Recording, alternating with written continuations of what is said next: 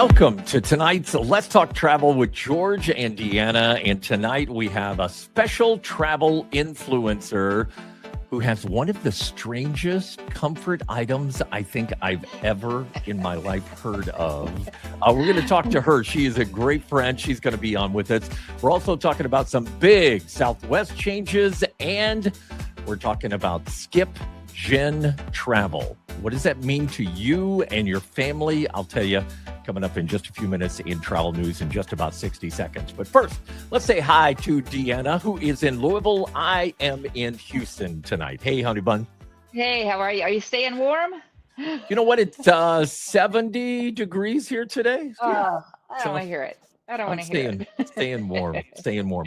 Would you not agree that our guest coming up in just about 3 minutes has one of the strangest comfort items you've ever heard of? No, don't make fun of her. She's lovely, and I love her comfort item. No. I'm going to get one for me too now. So yeah. I didn't say she wasn't lovely. I love her. She is a travel influencer. She's a meteorologist. She's a travel writer. She is so talented.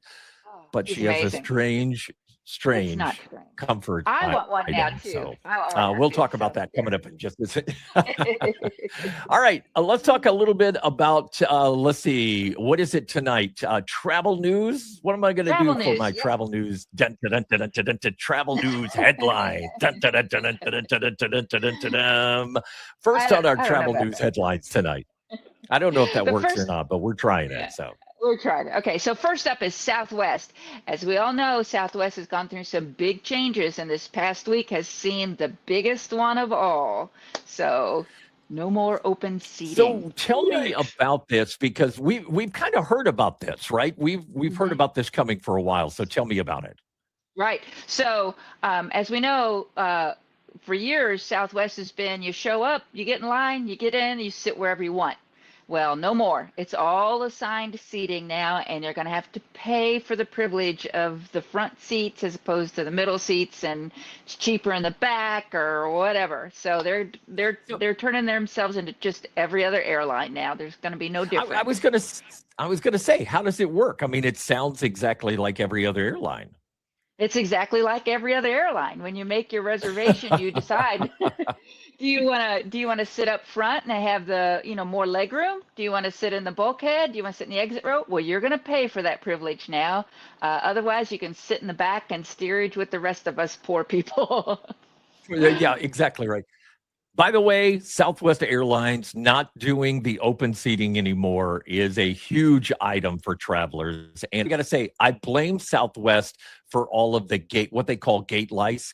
It was Southwest that started the stand up and get in line by number kind of thing, so you can stand in line for an hour and a half before your flight.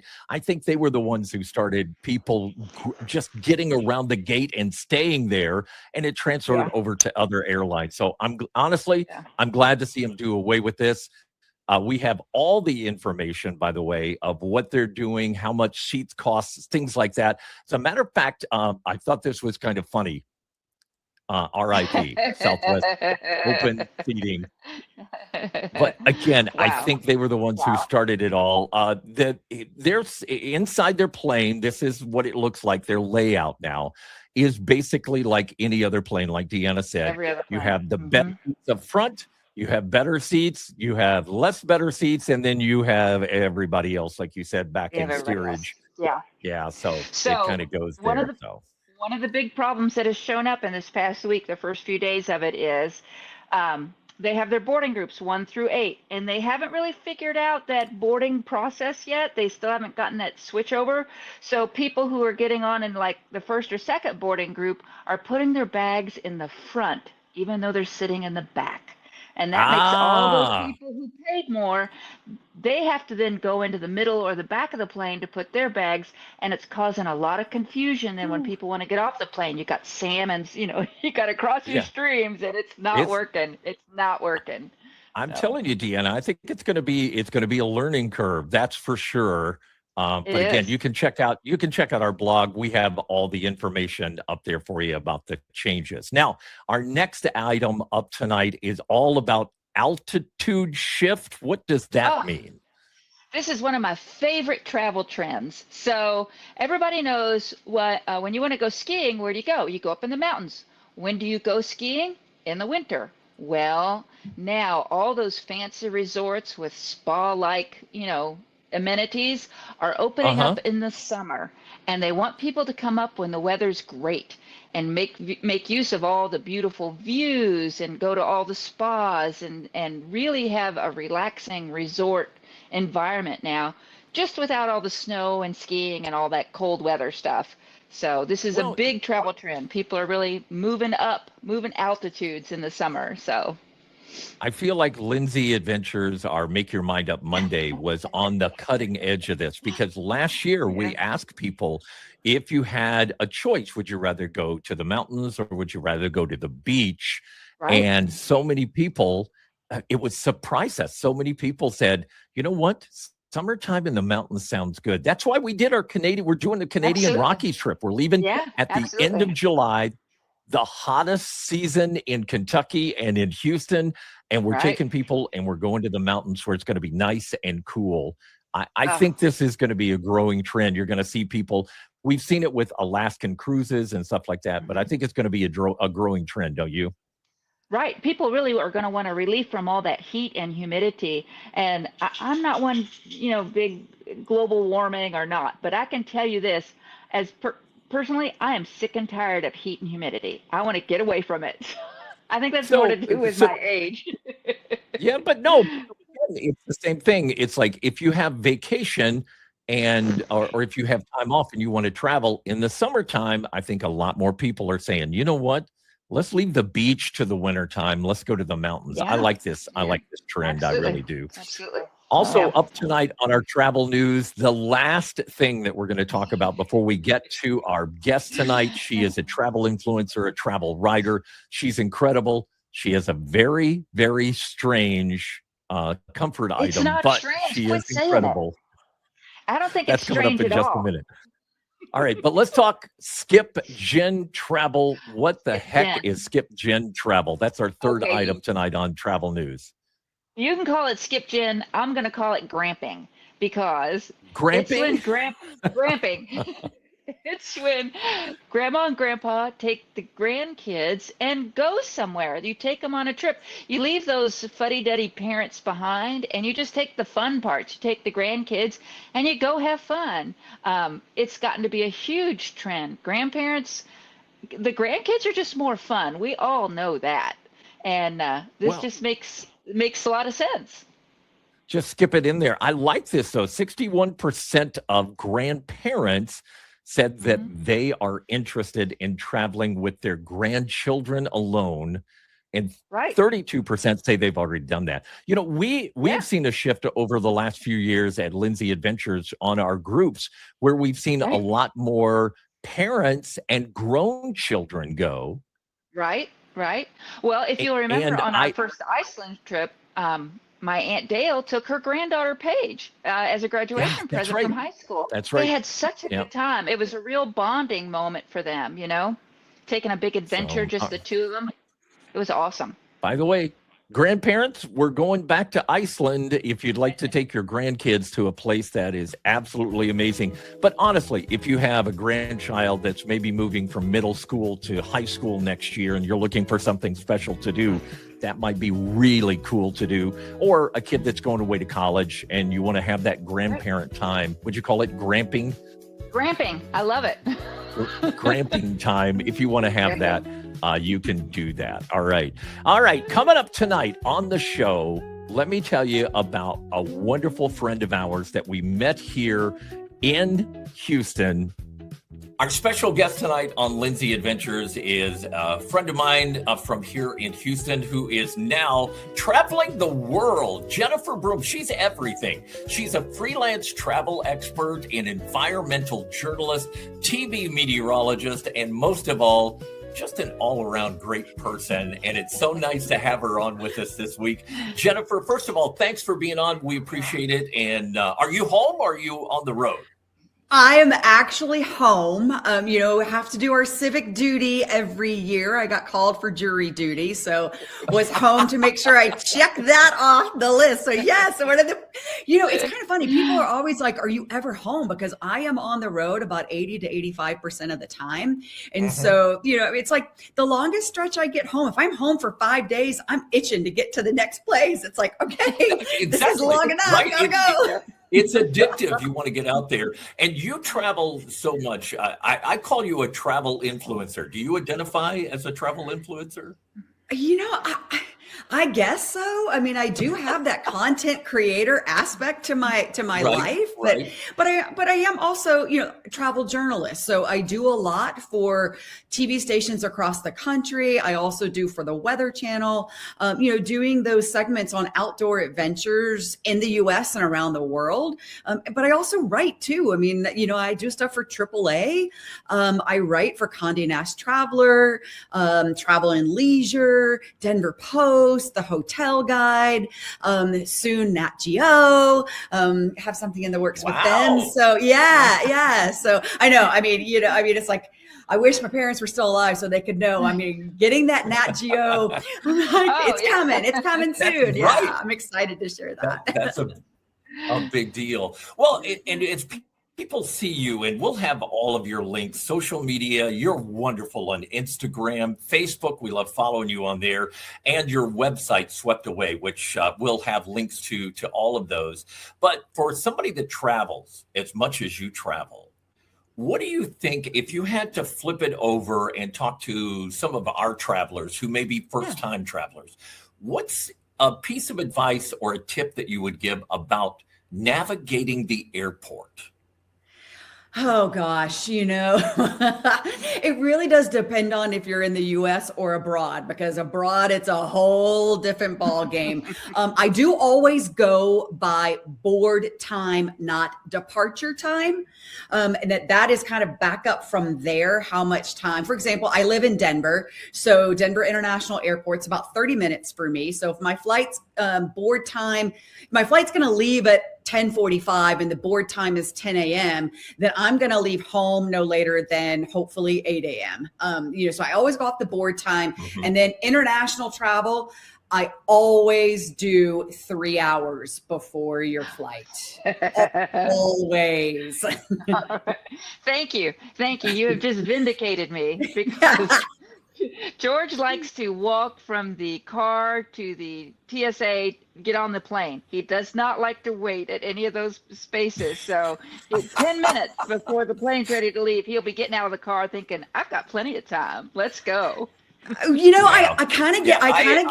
I get it on domestic, but international, I don't play around, because you don't know. You don't know if you're going to have to go through, once you go through passport control, you go through, first security. There are quite a few airports around the world that you have to go through a second security right before you board. So you've already gone through, you think you're okay. And then I'll tell you, Reykjavik is a perfect example of that. Like, oh, wait, I got to go through a whole nother one. And you potentially have to wait in line, 40, 45 minutes in that secondary security screening to board your flight. So I don't mess around on the international. It's 3 hours. Yeah, because you need it. Thank you. You hear that, George? Write that down. That's you. I love that. Yes, I do. I hear that. I get it. I'm just so used to flying the shorter, like connector flights here in the US, going around for different auctions and MC events and stuff like that. And it's like, man, if I can time it where I can walk in and go on the plane and go, I feel like I've hit the lottery. But I do understand, especially on the international travel, like you said, you don't want to play around with that. You don't want to mess around with that. So packing tips. As women, we always like to be beautifully attired for every event. So do you have any great tips for packing? Is there something that we should pack less of or more of? Is there anything specific that any hints or tips in that regard? Okay, well, I just put on my website, sweptawaytoday.com, how I did a trip to Washington, D.C. and New York City for 9 days And during that 9 days, I had 2 speaking engagements, a conference, a television appearance, and, a few other things of going out to dinner for work dinners, friend dinners, and also visiting some of the National Park Service units because I'm trying to check all 433. So a variety of clothes. And also it was cold. So pack less shoes. Absolutely pack less shoes. On that trip, I'll be honest, I only took 2 pairs of shoes. So 2. I took a pair of sneakers and I took a pair of waterproof flat boots. The weather was not the best. In cold weather, you can get away with a pair of boots with just about anything, especially in DC and New York. So absolutely less shoes. And so when I'm packing, I always follow a strategy of especially the big trips, because I do treks around the world. Gone and stayed in Africa twice now for a month at each time, and then just did recently New Zealand and Australia for 23 days. So for me, it's always about pull everything that you might want to take. It's kind of, what I call a pull out, layout, and then pack up strategy. So I'll pull out everything I think I might want to take, and then kind of look through, hang up everything, figure it out, and go, okay, how many of those things can I mix and match? And everything has to mix and match. And I end up pulling out quite a bit at that stage. Then I'll take everything that I think I'm going to take, and I will fold it and put it on my guest bed and kind of go, okay, that's a lot of stuff. How am I going to get that, get that in, and more often, and then I'm pulling more stuff out. So I will at that stage kind of create a maybes pile. And that's the stuff that if there's room, I might take it. More often than not, the stuff that's in the maybes gets left behind and stays at home. But it's especially on a 9-day trip, like people were shocked. I mean, I had to have a dress. I had to have a blazer. I had to have a puffy coat, which, by the way, I was able to get in my backpack along with my small crossbody purse. Those you still have to stuff in before you board. So you only have 2 bags. I kind of, even for the long trips that are a month, I still think of packing for 3 or 4 days. And then at that point, you can wash things. I was just going to say, I'm big on, washing some things out. When we take a big trip, I often pack the little packages of laundry detergent as well, so we can rinse things out. George is the one, he doesn't want to do any laundry. He doesn't want to think about it. So I will tell you, I always in my bag at all times have, I have a little baggie that has sink suds or Woolite. They have little travel size packets. And then I also do the laundry sheets. You know how you can get the laundry sheets now? Oh yeah.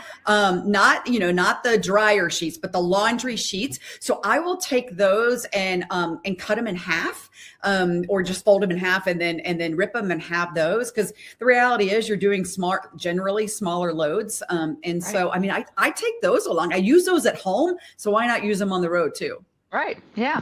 Oh. We're talking with Jennifer Broome. She's our guest tonight. She is a journalist that travels the world. She's a travel influencer. She is a meteorologist. She does a lot of really cool stuff and also writes for several of the publications, including Travel and Leisure and some of those, and soon to be Nat Geo. But she is a friend of ours that started here in Houston. We met her here in Houston. And Jen, I wondered if, is there something that you take along, like a comfort item that you take along with you, or is that stuff for kids? One thing that's always in my bag is a puffy jacket. You just never know when you're going to need that. It is a puffy jacket that has a hood. It's a lightweight puffy jacket. So for me, that's kind of a comfort knowing that I always have that. Some of the other things I carry that are, some people are like, what? Why do you carry that? A lacrosse ball.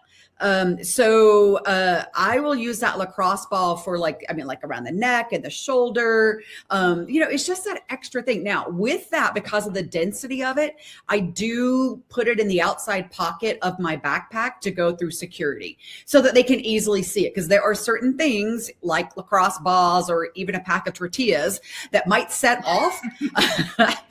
Been there, done that, coming out of San Antonio.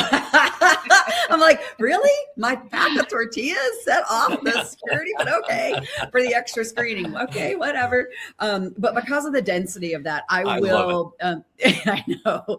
But it is one of those things that, if I get like the crick in my neck, or I carry a lot of tension up in here, so I'll use it for my neck, my shoulder blade. It's great if you need to rub out your quads or your calves, or even your feet, which a lot of times people don't think about that. You do need to roll out your feet when you're traveling a lot. So the hardest part for me of travel is actually the sitting. And that part where you're the inactive part, when you're on a plane or you're in the car on a road trip. So that kind of like one, I guess, comfort thing. Necessity is the puffy jacket. The comfort's going to be that lacrosse ball. That's so funny. Our son is a lacrosse coach, and he, for the past couple of years, has been a coach at North Greenville University in Greenville, South Carolina. And I my hometown. It's one of our favorite places to visit. And have you found any other small town in the U.S. that's as cool as Greenville? I mean, we love to visit Greenville. We'll go there even if he isn't there anymore. But is there some other place you found that has that kind of cool vibe? I mean, it's unique, I know, but anything like it that you found? I think that this is a year, and it's a big travel trend for 2026 of going to these smaller towns. So Greenville, South Carolina has gotten on the map for especially its culinary scene. It is off the charts. It's Southern charm. It's quick access to outdoor adventure, getting into the Appalachian Mountains. But there's what I'm finding. It's not just a small town. It's these smaller towns that are combining culinary exploration with outdoor adventure. So you're going to look at places like Greenville, South Carolina. Chattanooga, Tennessee is going to be another one that's phenomenal. Santa Fe, New Mexico is one of my favorites in the country. Santa Barbara, California. It's known as the American Riviera. It's a wonderful spot. If seeing whales is on your list, it's one of the best places in the country to do that, because it is Santa Barbara Channel is one of two whale sanctuaries in the U.S. So, I love that smaller towns are having this moment this year. As wonderful as some of our big cities are, they're great, but what a lot of the big cities don't have that these smaller cities and smaller towns do is that those smaller towns and cities have easier and quicker access to wonderful outdoor recreation. So, there's so many. I mean, I could list a whole long list. And it's also too, I like that, these smaller cities are walkable. I think that's Tucson, Arizona is another great one that's super easy. That's super easy to walk around, that you can experience a variety of things and can easily get to Saguaro National Park, either unit of it's 15-20 minutes away from downtown Tucson. So, I love that. Smaller cities really have my heart, because you get a little bit slower pace than you get in some of the major cities. And, and then you can really do deep dives and find things. And another big thing, a lot of them are much more affordable destinations. So check into those that are, that people rave about. And I love that you guys have such a connection to my hometown, because I truly think it's one of the most special places on earth. I think we all kind of feel that way about our hometowns, hopefully, but I love that my hometown is definitely having a moment, and that people are seeing how amazing it is. Jennifer, I want to get you out of here on a question that we always ask everybody as we wrap up. They acknowledge you for what you do, environmental journalism, the travel stuff that you put online, the content that you share freely with people, and I love that. I really do.